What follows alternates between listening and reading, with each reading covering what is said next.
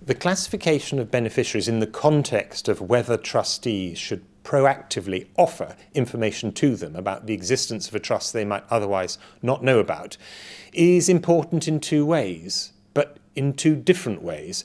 In one way, it's very helpful for the trustees to analyse the wording of the trust document and work out exactly who's who and who has a clear right to expect benefits and who has a much more contingent or defeasible right to expect benefits. But in another sense, although that helps the trustees get their head around the problem, it's actually less important than it used to be. The law used to operate on a series of fairly specific classifications of beneficiaries who were rather kept in watertight compartments.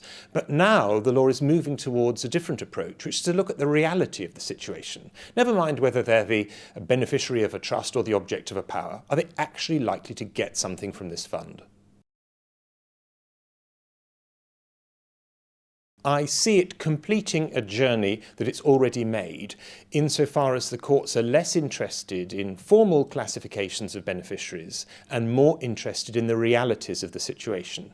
At the moment, there remain some residual classifications which are thought to be of importance. For example, whether it's a lifetime trust or a will trust, whether the beneficiary has a contingent interest or a mere expectation. The textbooks are saying, and who am I to disagree with them, that those kind of classifications are likely to fall away because the driving force is what are the realities of the situation, who has a discretion to exercise, and what are the material facts. I suspect at the moment that a trustee's initial response is very much to defer to the proposals or the requirements of the set law.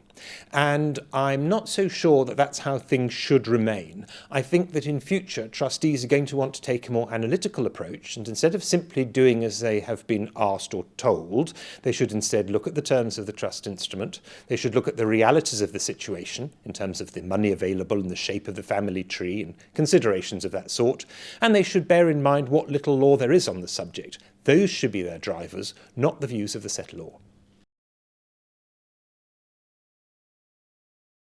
Consistently, you find that the court's approach is to be less mindful of rigid doctrinal classifications and more concerned about the realities of the situation, the shape of the family tree and the money available. We saw that particularly in the leading case of Schmidt and Rosewood, where somebody whose apparent connection to the trust seemed to be very remote was in fact given information all about it because he was the settlor's only son. So it seemed practical to expect, as father and son had never fallen out, that really the father had dynastic concerns in mind. And those practical realities, rather than the way the documentation is drawn up, seems to me to have a highly influential effect on the way the courts handle disputes of this sort.